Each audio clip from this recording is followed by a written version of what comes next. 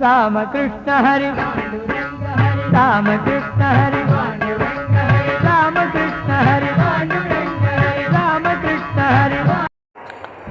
திருவாரூரும் ராமாயணமும். திருவாரூர் பகுதியில் பல ராமாயண சம்பவங்கள்லாம் நடந்திருக்கு. அந்த இடங்களையும் அதனுடைய முக்கியத்துவத்தையும் நம்ம பல பதிவுகளாக பதிவிட போகிறோம். அந்த பதிவுகள்லாம் இப்போ நம்ம பார்க்க போகிறோம். முதல்ல நம்ம திருவாரூருக்கும் ராமாயணத்துக்கும் என்ன சம்பந்தம் அப்படின்றத நம்ம தெரிஞ்சுக்கணும். ராமருடைய பாதை, அயோத்தியாவிலிருந்து இலங்கை வரைக்கும் ராமர் வனவாசத்துக்கு பாதையாக போகிறார். அவர் அப்படி நடந்து போகக்கூடிய வழித்தடங்களை குறிக்கக்கூடியது தான் ராமாயண பாதை. அந்த ராமாயண பாதை, அந்த மேப்பை நம்ம பார்க்குறோம் அப்படின்னா அதில் நம்மளுடைய திருவாரூர் பகுதியை ஒட்டியே இந்த ராமருடைய பயணமானது நடைபெற்றது. நம்ம அந்த ராமருடைய பாதையை நம்ம இப்போ காட்டுறோம். நம்ம பாருங்கள், இதில் முக்கியமாக திருவாரூர் சம்பந்தப்பட்டுள்ளது. இந்த திருவாரூரில் தான் பல நிகழ்வுகள் நடந்திருக்கு. ராமாயணம் உருவாகிறதுக்கு முக்கியமான காரணம் மாயமான். அப்பேற்பட்ட மாயமான பார்த்த இடம்தான் மான்கண்ட மூலைன்ற கிராமம். மான்கண்ட மூலை அப்படின்ற கிராமத்தில் இருந்து தான் ராமர், சீதா, லக்ஷ்மணர் மாயமான பார்க்குறாங்க. அங்கேருந்து தான் ராமர் மாயமான துரத்திண்டு ஓடுறார்.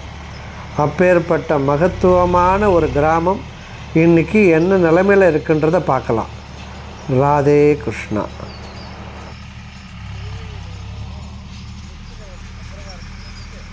ராதே கிருஷ்ணா. ஜெய் கோமாதா.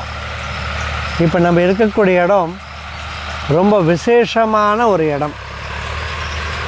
ராமாயணம் சம்பந்தப்பட்ட மிக அற்புதமான பகுதி.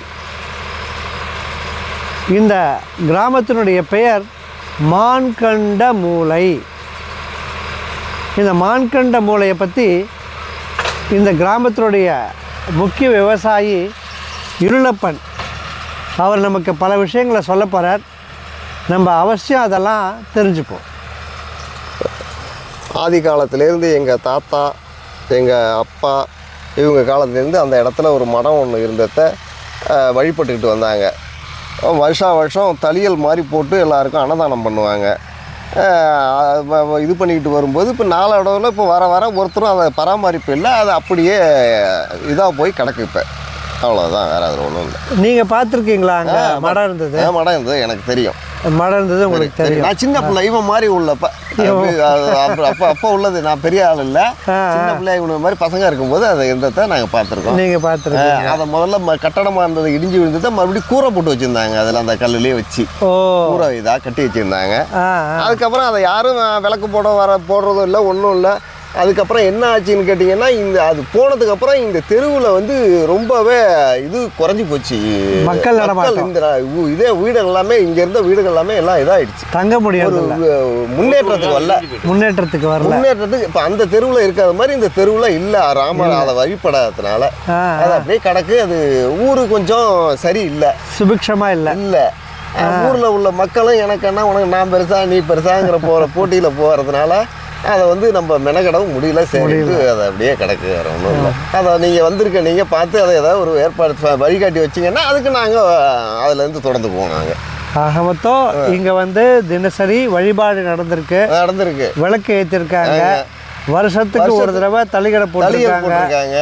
பஜனை நடந்திருக்கு. மார்கழி மாசத்துல பஜனை எல்லாம் பண்ணியிருக்காங்க. எல்லாமே நடந்திருக்கு. ஆனால் இப்போ இல்லை, எங்கள் தாத்தா எங்கள் அப்பா காலத்தில். ஆமாம். நீங்கள் அதை பார்த்துருக்கீங்க? ஒழிஞ்சு அது வழிபடலை. அதான் உள்ளது விஷயம். அதாவது நம்மளுடைய பகுதி ராமாயணத்தினுடைய சம்பந்தப்பட்ட பகுதின்றது தெரியும். அதில் முக்கியமான இடம் வந்து மான்கண்ட மூலை. அந்த மான்கண்ட மூலையிலேருந்து தான் ஸ்ரீராமர் தங்கமான பார்க்குறார். அதை பார்த்துட்டு துரத்துட்டு போகிறார். அப்படி மானை பார்த்த முக்கியமான ஒரு ஸ்தலம் இந்த மான்கண்ட மூலை.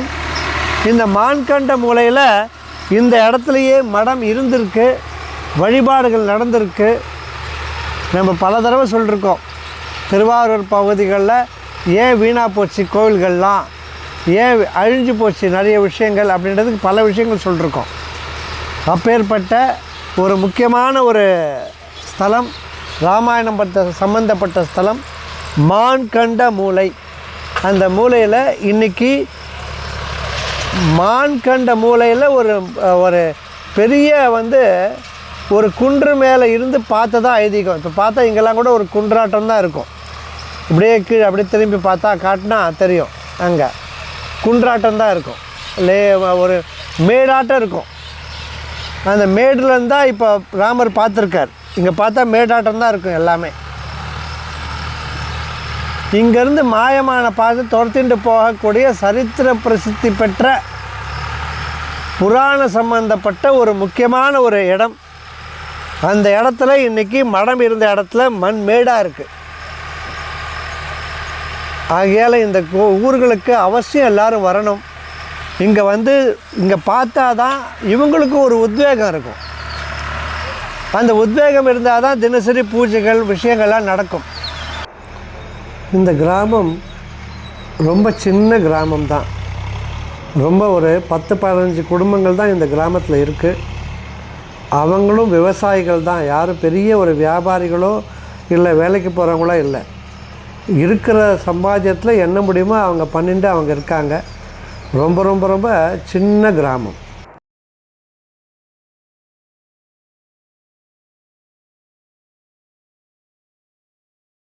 முட்களில் சுற்றி இருக்குது. இங்கெல்லாம் நிறைய முள் இருக்குது. இங்கே உள்ளே போகக்கூட முடியல. அங்கே இதையும் மீறி ஒரு விளக்கேற்றுறதுக்கு கொண்டு ஒரு பகுதி வச்சுருக்காங்க. ஒரே மேடாக இருக்குது எல்லாமே. இங்கே அந்த இருந்த மடம் இடிந்து உடைந்து அதுவே ஒரு மேடாயிருக்கு. இங்கே அந்த மடமே இடிந்து ஒரு மேடாயிருக்கு. ரொம்ப பார்க்குறதுக்கே ஒரு கஷ்டமான ஒரு நிலைமையில் இருக்குது இந்த இடம். ரொம்ப எவ்வளோ ஒரு ராமாயண சம்பந்தப்பட்ட இதிகாச சம்பந்தப்பட்ட ஒரு மிகப்பெரிய ஒரு விஷயம். ராமர் நடந்த பகுதிகள்லாம் எவ்வளோ விசேஷமாக நம்ம பவித்திரமாக ஆராதனை பண்ணுறோம்.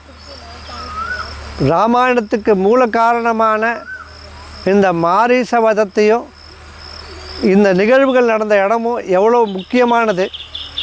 அந்த பகுதி ராமர் இருந்த பகுதி இப்படி சீர்கெட்டு இருக்கிறதுன்றது ரொம்ப ரொம்ப மனசு கஷ்டமாக இருக்குது. அவசியம் எல்லோரும் இது போல் கிராமங்களில் இது போல் பகுதிகளெல்லாம் பார்க்கணுன்னு ரொம்ப தாழ்மையோடு கேட்டுக்கிறேன். ராமகிருஷ்ண ஹரி